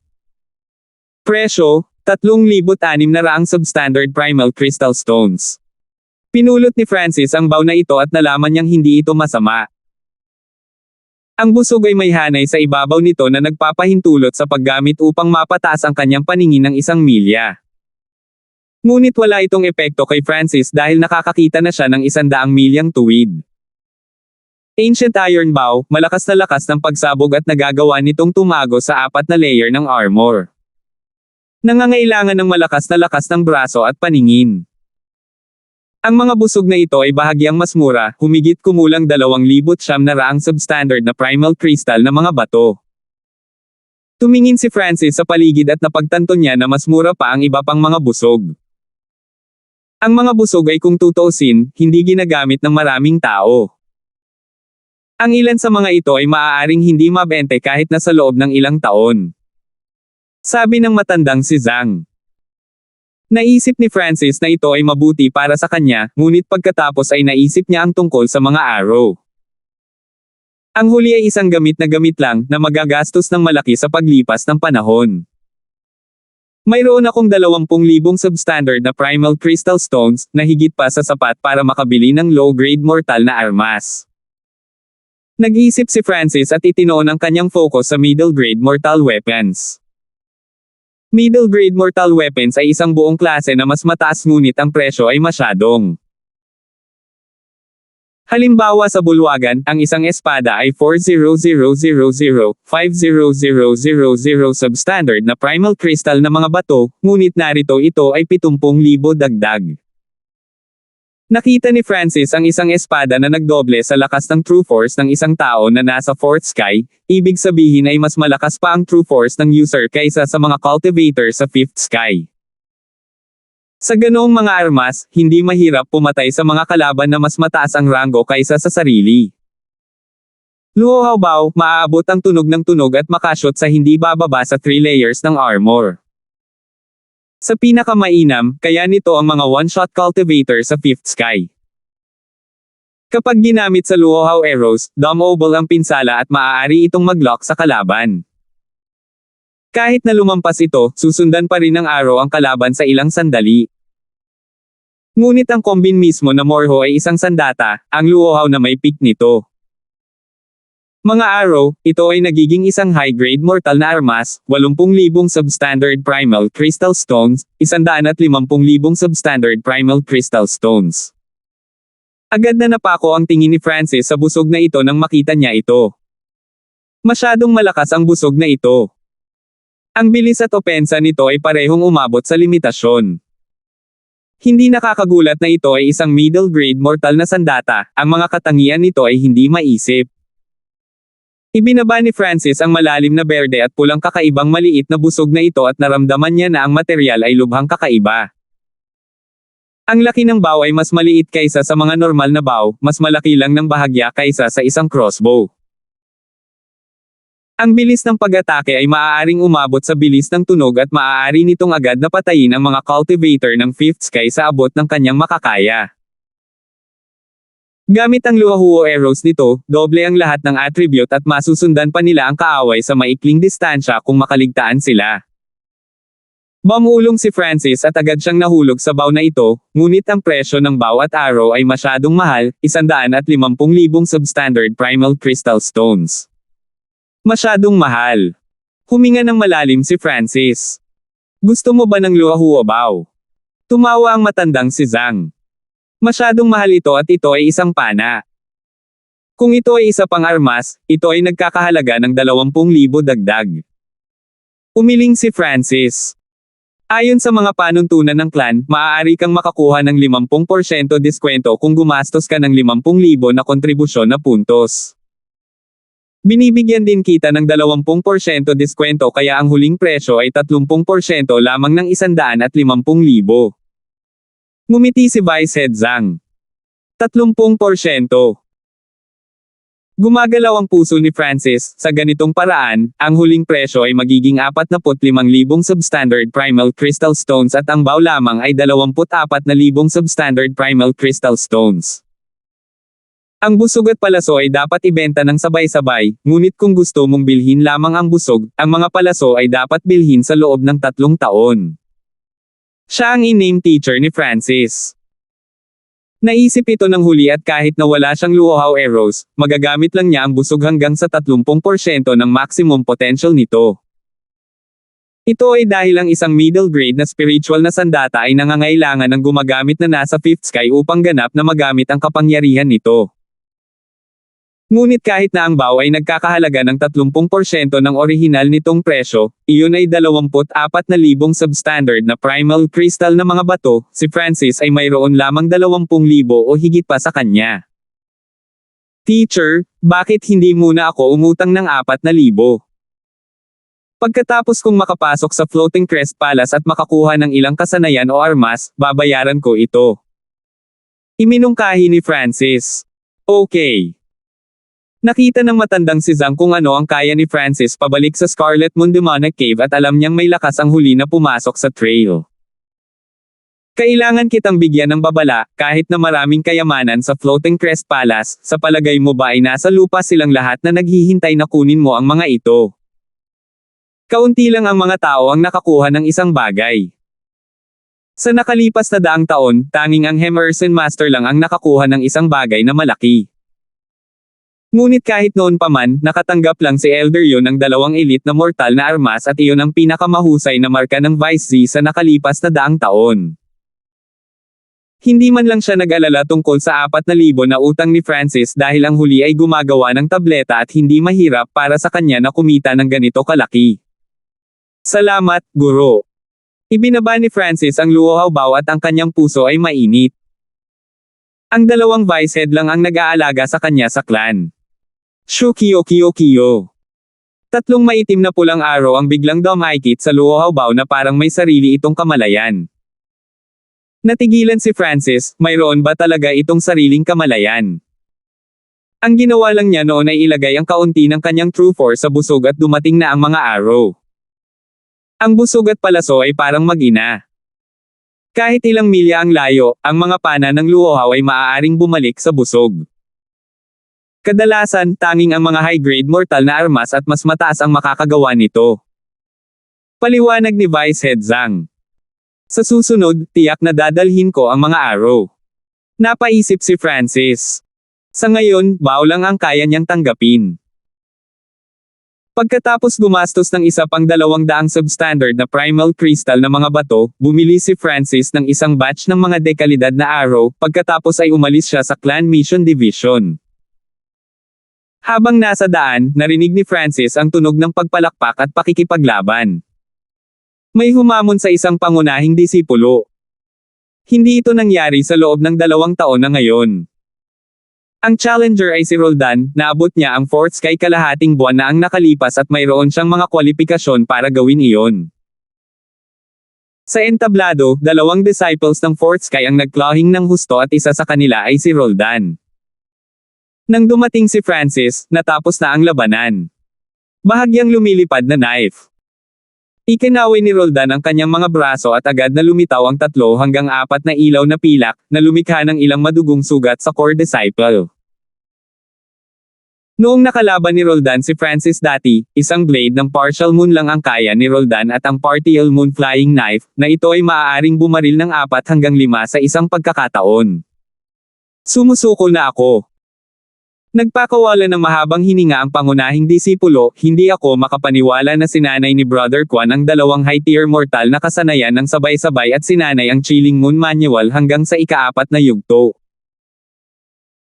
Ang Chilling Moon Manual ay kapareho ng tier ng Heavenly Wind God Technique ni Francis at ang huli ay nagsanay ng Heavenly Wind God Technique sa 4th level din, kapareho ng Roldan. Ngunit ang huli ay may mas mataas na paglilinang, kaya't iba ang kapangyarihan ng dalawa. Malaki ang pagbuti ni Roldan at hindi bababa sa 2 beses na mas malakas siya kaysa sa Scarlet Moon Demonic Cave. Napaisip si Francis. Matapos manalo si Roldan, nakalista siya bilang isa sa 10 core na disipulo at 2 sa 10 core na disipulo ay mga disipulo ng Emerson Master. Narinig ko na si Brother Roldan ay naghahanda para lumahok sa Floating Crest Trial. Ang pagiging core disciple ay nangangahulugan na maaari siyang makakuha ng pwesto kaagad.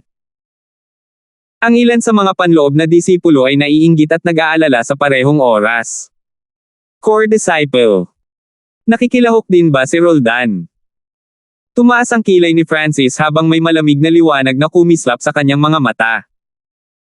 Sa isang kisap mata, 10 araw na ang lumipas at may 10th araw pa bago ang Floating Crest Trial.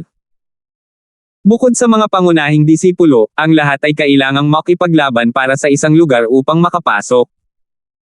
May 3 core disciples ang lumahok sa oras na ito, kaya sa totoo lang 7 lugar lang ang maaaring ipaglaban. 161. Broken Moon Clan, Central Division. Figure pagkatapos ng figure ay nagsimulang lumitaw sa field at kahit na ngayon ay hindi isang inner disciple gathering, mas maraming tao ang dumating. Sa itaas ng Central Division ay isang Asher na palasyo na lumulutang sa kalangitan sa gitna ng dagat ng kidlat at nagbigay ito ng isang luma, sinaunang aura. Parehong dumating sina Francis at Fulton. Ang mga mata ng una ay nakalock sa Floating Crest Palace at nalaman niyang mas malakas ang nakapaligid na kidlat kaysa ilang buwan bago. Ngayon ang araw ng labanan para sa mga lugar ng paglahok, na kilala bilang Floating Crest Tournament. Ang Floating Crest Trial ay nangyari isang beses kada 5 taon at isa rin itong pagkakataon para sa mga elder na makahanap ng mga bagong disipulo. Kuya Hanford, Kuya Lin, narito rin ba kayong dalawa para mag-sign up? Lumapit si Zoren, nakangiti. Simula nang matapos nila ang misyon, naging magkaibigan na sila. Tama. Sa lakas ni Kuya Hanford, siguradong makakasali siya. Pero para sa akin, mahirap. Sagot ni Fulton. Si Kuya Hanford ay tiyak na papasa. Tumango si Zoren. Dahil magkasama sila sa iisang misyon, alam ni Zoren kung ano ang lakas ni Francis at paminsan-minsan ay nakikipagspero ang tatlo. Sa kanilang tatlo, si Francis ang pinakamalakas, pagkatapos ay si Fulton at pagkatapos ay si Zoren. Si Zoren ay karaniwang walang pagkakataon na makipag-spar kay Francis, ngunit si Fulton, na madaling matalo sa kanya, ay magiging walang magawa kapag binanggit si Francis. Ang mga salita ng tatlong ay pumasok sa tainga ni Myra sa malapit. Floating Crest Competition. Mula sa tono ni Fulton at Zoren, nakakakuha si Francis ng pwesto. Umikot ang mga mata ni Myra at Damapo kay Francis. Napagtanto niya na mula nang silang dalawa ay naging mga panloob na disipulo, hindi na niya binibigyang pansin si Francis. Tungkol naman sa kaganapan ng Scarlet Moon Demonic Cave noong isang buwan, hindi siya nakadalo at inisip na swerte lang si Francis. Si Myra ay nasa First Sky lang ng Ascended Realm, kaya hindi siya nag-sign up at pumunta lang dito para manood. Parami ng parami ang mga tao na dumagsa sa field at isa-isang lumitaw ang mga panloob at pangunahing disipulo. Makalipas ang kalahating oras, dumating na ang lahat ng panloob na disipulo at maging ang ilang mga panlabas na disipulo ay dumating upang manood. Para sa isang kaganapan na kasing laki nito, pinayagan ng clan ang mga panlabas na disipulo na pumasok upang manood. Sige Kuya Hanford. Sina Amber at Dover ay nagbunyi kay Francis at ang huli ay tumango sa kanila bilang pagbati. Kuya Hanford, halika rito. Isang nangingibabaw at malakas na boses ang narinig mula sa gilid. Ito ang pangunahing disipulo, Marcen. Marcen. Ikalawa sa lahat ng core disciples at isa sa pinakamainit na napili para sa head disciple. Ang karamihan ng tao ay sumabog sa talakayan. Si Marcen ay nakasuot ng purong puti at para siyang gwapong okit. Bilang isa sa pinakatanyag na panloob na disipulo, ang bawat kilos ni Marcen ay tinitingnan ng iba. Namumula ang mga mukha ng ilang disciples na babae habang pinagmamasdan ang kanyang gwapong figure. Kuya Yang. Umakyat si Francis at tumayo sa tabi ni Marson. Sila lang ang dalawang disipulo ng First Elder. Si Marson ay kilala sa pagiging matuwid at kahit na hindi siya mainit ang loob kay Francis, hindi siya nagbigay ng anumang problema para sa kanya. Sa halip, ginawa niya ang kanyang tungkulin bilang mas matandang disipulo. Sino ang lalaking kasama ni Marson? Marami ang nagulat at ang ilang nakaalam ng katotohanan ay nagsimulang mag-usap. Sa isang sandali, nakuha rin ni Francis ang tingin ng marami. Ang huli ay lumakad ng may kumpiyansa kasama si Marson na magkatabi at si Marson ay may intensyon na kunin si Francis sa lupon ng mga pangunahing disipulo. Sa mga pangunahing disipulo, pamilyar si Francis sa marami sa kanila, tulad ni Ryan, Roldan at Reka. Ang taong ito ay isang disipulo ng First Elder ngayon. Malungkot na tumingin si Ryan kay Francis. Kasama pa rin niya si Rina at tumango ang huli bilang pagbati. Dahil alam niyang sasali rin si Francis sa paligsahan, tumawa si Ryan, Sister Ran, huwag kang gumalang kapag sinadya mo itong brat. Turuan mo siya ng leksyon. Baka hindi tayo magkita.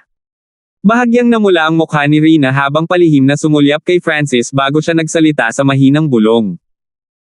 Ginamit ng Floating Crest Competition ang 7 battles rule. Ang 7 panuntunan sa labanan ay nangangahulugan na ang lahat ay lumaban ng 7 laban at ang mga nanalo ay lalaban sa mga nanalo, habang ang mga natalo ay nakipaglaban sa mga natalo. Mayroong higit sa 30 mga tao at ang mga pagkakataon na makilala ang isang partikular na tao ay hindi mataas o mababa. Bukod doon, ang sinumang nanalo ng 4 na sunod-sunod na laban ay automatikong uusad upang makakuha ng pwesto, dahil mas maraming laban ang napanalunan, mas malakas ang kalaban, dahil ang iba ay panalo rin. Ang sinumang nanalo ng 4 na sunod-sunod na laban ay tiyak na may kakayahang makapasok sa nangungunang 10. Makalipas ang kalahating oras, lumitaw ang mataas na antas ng clan at isang array ang naset up sa gitna ng field. Ang hanay ay hindi pinansin ni Vice Head Zhang ng Clan Mission Division. Kiyo. Lumitaw ang tunog ng sipol ng hangin at sa sumunod na sandali, lumitaw ang aura ng isang tao sa True Spirit Realm. Pagbati, mga nakatatanda. Ang unang dalawang dumating ay sina Edler Mace at Emerson Master. Pagkaupo ng dalawa sa kanilang mga upuan, lumitaw ang isa pang makapangyarihan, na mas malakas kaysa sa dalawang elder. Unang elder. Napayuko ang lahat at maging ang dalawa pang matanda ay tumayo. Sunod, dumating ang Clan Master at isa pang elder. Pagbati sa Clan Master at Lola Sola. Ang mga alagad pati na ang mga deacon at vice head ay yumuko. Ang dalawang dumating ay parehong babae. Ang isa sa kanila ay isang magandang babae, na may mataas at marangal na aura, siya ang Clan Master ng Broken Moon Clan. Bagamat lahat sila ay nasa True Spirit Realm, ang kanyang aura ay mas malakas kaysa sa Emerson Masters. Sa tabi ng Clan Master ay isang maputi ang buhok na matandang babae, na may amoy ng halaman sa kanya. Ang pinuno ng Grasswood Division, Lola Sola. Alam ni Francis ang kaunting impormasyon tungkol sa taong ito. Si Lola Sola ang pinakamahusay na Peel Master sa clan at sa parehong cultivation at Peel Refining, nalampasan niya ang matandang si Guan. Ang Clan Master, First Elder at ang iba pang 3 Elder ay nakaupo sa kanilang mga pwesto at sa likod nila ay nakatayo ang kanilang mga disipulo. Sa likod ng Broken Moon Clan Master ay may 2 babaeng disipulo, sina Ryan at Rina. Ang mentor ni Rina ay ang Clan Master. Nagulat si Francis. Hindi nakapagtataka na nasa tuktok na siya ng Third Sky ng Ascended Realm. Ang pangunahing kasanayan niya ay marahil ang Heavenly Wind God Technique din. Sa likod ni Edler Mace ay may ilang mga disipulo at isa sa kanila ay isang batang mukha ng sanggol. Si Yuan Hao ang may pabago-bagong katawan. Ang kanyang cultivation ay nasa peak second sky na nangangahulugan na ang kanyang talento ay halos kasing ganda ng kay Balmond. Sa likod ng Emerson Master ay nakatayo sina Balmond, Reka at Roldan. Para naman kay Lola Sola, may isang pamilyar na babae sa likod niya. Rochelle. Natigilan si Francis, hindi niya inaasahan na si Rochelle ay isang disipulo ng Head of Grasswood Division. Ang kanyang cultivation ay umabot na rin sa peak second sky at pagkakaroon ng Lola Sola, ang pinakamahusay na filmmaker sa clan na tumulong sa kanya, ang kalamangan na mayroon siya ay malaki. Nagulat din ang huli sa figure ni Francis sa likod ng First Elder. Ang First Elder at ang Clan Master ang may hawak ng pinakamataas na awtoridad sa clan. Bakit hindi ko maalis ang lalaking ito? Medyo nairita si Rochelle. Siya at si Francis ay parehong mga disipulo ni Lord Clavius at Lord Gaius ayon sa pagkakasunod-sunod at naisip niya na pipigilan niya si Francis magpakailanman sa pamamagitan ng pagiging isang disipulo ni Lola Sola. Ang bagay na mas ikinadismayan niya ay na si Francis ay mayroon lamang isang low-tier na espiritual na katawan. Kawili-wili. Napakaraming pamilyar na tao. Isang ngiti ang lumitaw sa mukha ni Francis. Nag-scan ang kanyang tingin sa mga pamilyar na figure, Balmond, Rina, Rochelle, Yuan Hao at Asher. Ang lahat ng mga taong ito ay narito upang makakuha ng lugar ng paglahok. Hayaan ang isang beses bawat 5 taon na floating crest competition na magsimula. Inihayag ng Vice Head ng Central Division, Vice Head Lee. Natahimik ang mga manunood. Ang mga patakaran ng kompetisyon ay pareho sa dati. Ang bawat kalahok ay may kanya-kanyang numero at ang kanilang mga kalaban ay mabubunot. Binunot ni Francis ang kanyang numero pagkatapos ay bumalik upang tumayo sa likod ng First Elder. Brother Hanford, ang pinakamalakas na dalawa sa participation group ay sina Balmond at Rina. Hanggat hindi mo nakikilala ang dalawang iyon, dapat ay maaari kang manalo ng 4 na sunod-sunod. Sinuri ni Marcian.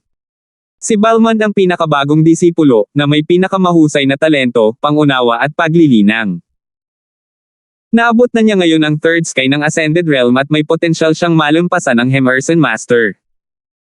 Sa kabilang panig, si Rina ay isang pangunahing disipulo ng Clan Master at ang kanyang cultivation ay umabot sa peak third sky. Alam ko. Silang dalawa. Isang kakaibang ngiti ang lumitaw sa mukha ni Francis. Nagsimula ang mga laban sa paglahok. Weng! Isang transparent na puting selyo ang lumitaw na nagpapakita ng dalawang disipulo na nagsimula ng makipaglaban. Ang isa sa kanila ay si Asher at ginamit niya ang mga reward na nakuha niya para maabot ang second sky ng Ascended Realm. Gayunpaman, ang kanyang kalaban ay isang matandang disipulo sa tuktok ng second sky at pagkatapos ng 20 o higit pa, ang mga galaw na si Asher ay nawala. Ang mananalo ay uusad sa susunod na round at lalaban sa iba pang mga nanalo. Nagpatuloy ang kompetisyon at ipinakita ni Balmond, Rina at Yuan Hao ang kanilang kakayahan. Sa ika-8 labanan, lumitaw si Balmond. Northern Dark Heavenly Eyes. Isang asul na True Force ang lumitaw mula sa Balmond na lumikha ng whirlpool at bumagsak pasulong. Anong nangyayari? Hindi makahinga ang kanyang kalaban at nagsimulang mamula ang kanyang mukha. Wow! Ang disipulo sa tuktok na second sky ng Ascended Realm ay nagluwa ng isang subo ng dugo at ang whirlpool ay sinipsip pabalik ni Balmond gamit ang isang shura, o kung hindi, ang kanyang kalaban ay namatay.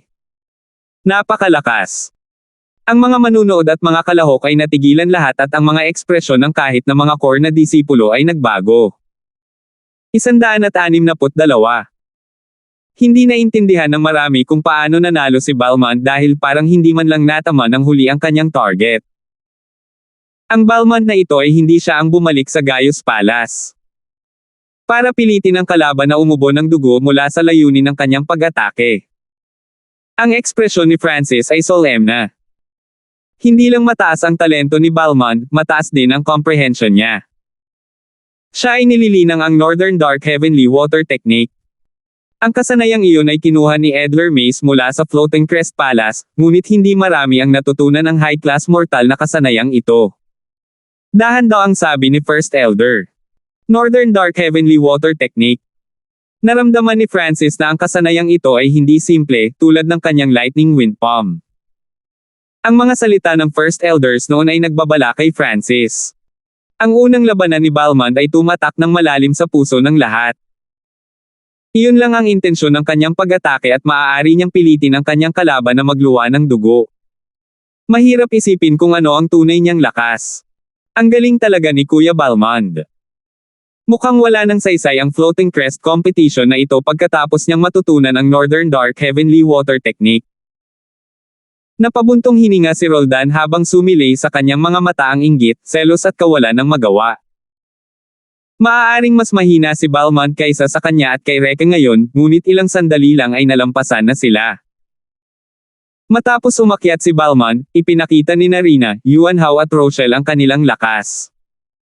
Tinalo ni Rina ang kanyang kalaban, na nasa peak second sky of the Ascended Realm sa isang galaw. Si Yuan Hao ay bahagyang mas malas, ang kanyang kalaban ay nasa third sky, na nangangailangan sa kanya ng 10 hanggang 20 na mga galaw upang manalo. Bagaman ang mga disipulo lamang ng third sky ng Ascended Realm ay may pagkakataon, ang mga disipulo ng Elders ay hindi rin maaaring maliitin. Napaisip si Francis. Halimbawa, si Yuan Hao ay may mahusay na pangunawa at talento, at nagsanay siya ng isang high-class mortal na kasanayan pati na rin ang 2 middle-class mortal na kasanayan, samantalang ang ibang normal na panloob na mga disipulo ay magkakaroon lamang ng 2 middle-class na mortal na kasanayan. Sa makatuwid, ang pagtatansya ni Francis sa tunay na lakas ni Yuan Hao ay peak third sky. Nangangahulugan ito na maaaring labanan ni Yuan Hao ang isang buong ranggo na mas mataas kaysa sa kanya. Para naman kay Balmond at Rina, kahit papaano ay kapantay sila ng mga nasa fourth sky ng Ascended Realm. Ang ika-12 labanan, Francis vs. Harley. Umalangaw-ngaw ang boses ni Vice Head Lee. Gumalaw si Francis na parang isda at nakarating siya sa entablado sa ilang paghinga lang. Ang kanyang kalaban ay isang disipulo sa third sky at sa 40 dagdag na mga disipulo na nag-sign up, 1/4 sa kanila ay nakarating sa third sky ng Ascended Realm. Kaya medyo hindi pinalad na makatagpo ng isang alagad ng third sky sa first round.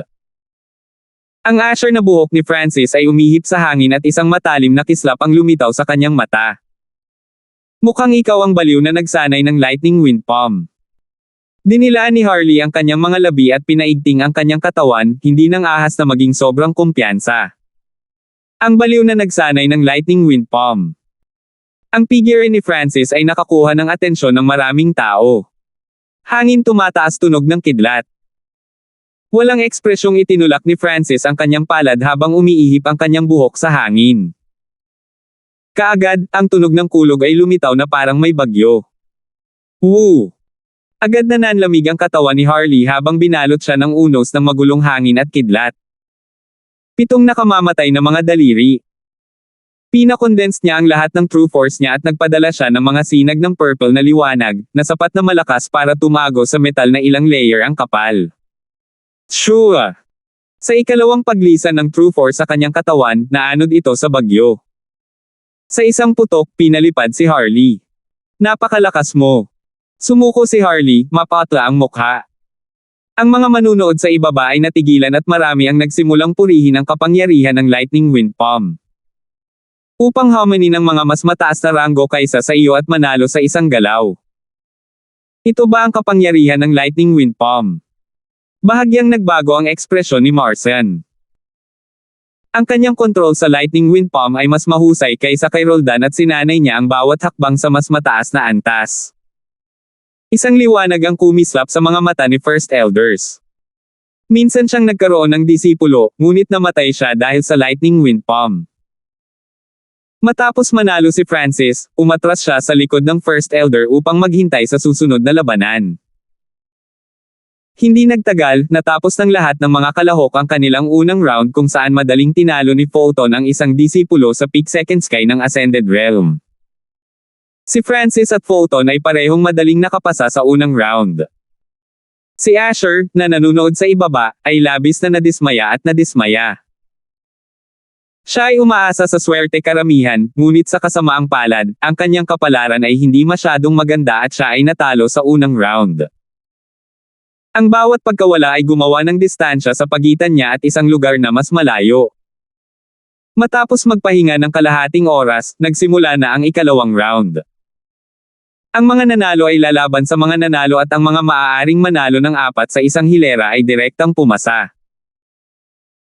Sa totoo lang, hindi maraming tao ang nanalo ng 4 na sunod-sunod na beses, dahil ang kalaban ay magiging mas kakilakilabot habang umuusad ang bawat round. Wala sa mga nanalo ang simple. Ang ikalawang round, natalo muli si Asher at muntik na siyang mabaliw. Hindi rin maganda ang swerte ni Fulton at nakatagpo siya ng isang kalaban sa peak third sky. Mukhang matatalo si Fulton. Napaisip si Asher at si Myra na nakatayo sa tabi niya, ay ngumiti din ng mahina. Gayunpaman, ang resulta ay hindi inaasahan. Si Fulton ay nakipagpalitan ng 50 o higit pang mga galaw sa kanyang kalaban at halos nanalo siya.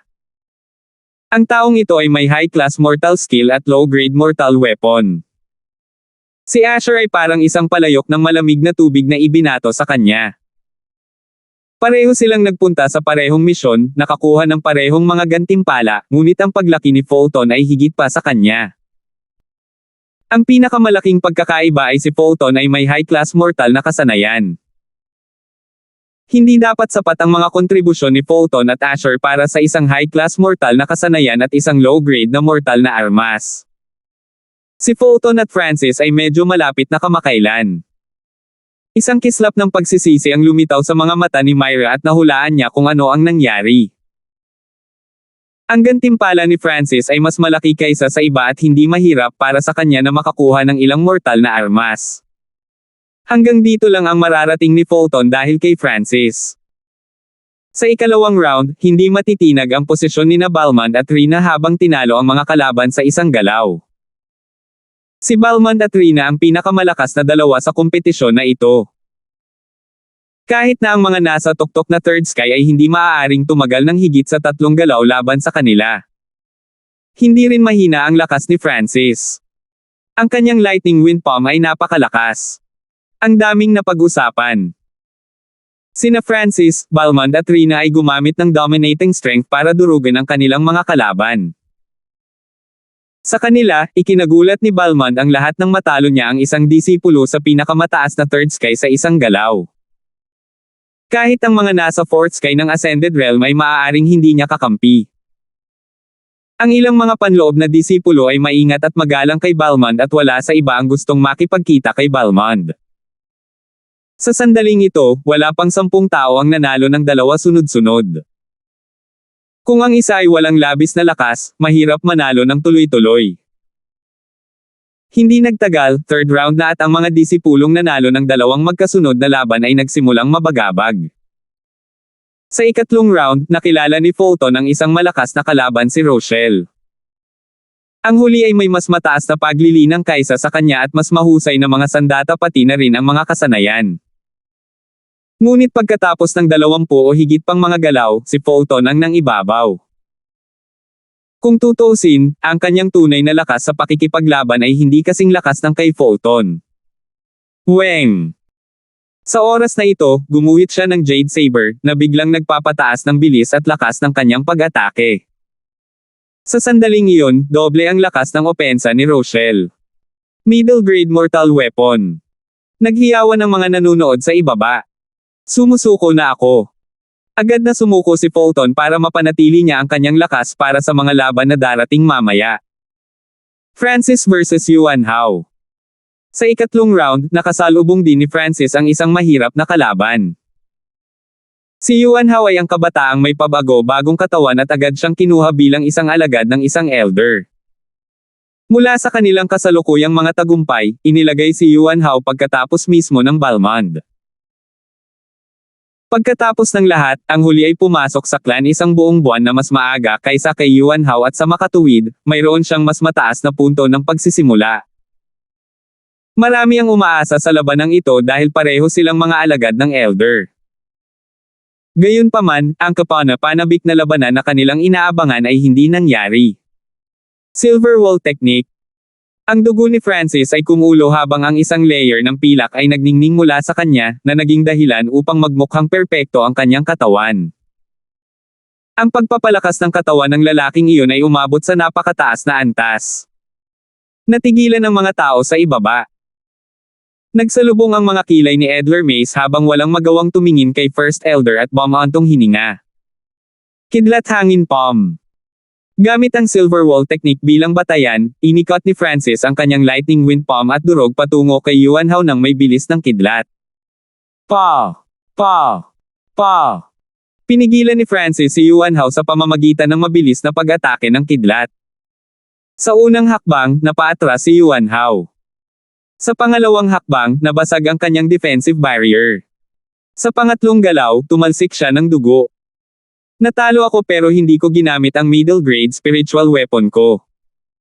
Nanlulumong sabi ni Yuan Hao. Masyadong mabangis ang mga pag-atake ni Francis at wala siyang oras para ilabas ang kanyang middle grade mortal weapon o kung hindi, maaaring hindi pareho ang resulta. At least, hindi siya mawawala ng ganoon kalala. Natapos ang ikatlong round at iilan lang ang nakapanatili sa kanilang winning streak. Tumingin si Francis sa paligid at 4 na tao lang ang nanalo ng 3 sunod-sunod na laban. Sila ay sina Balmond, Rina, Francis at Rochelle ayon sa pagkakabanggit.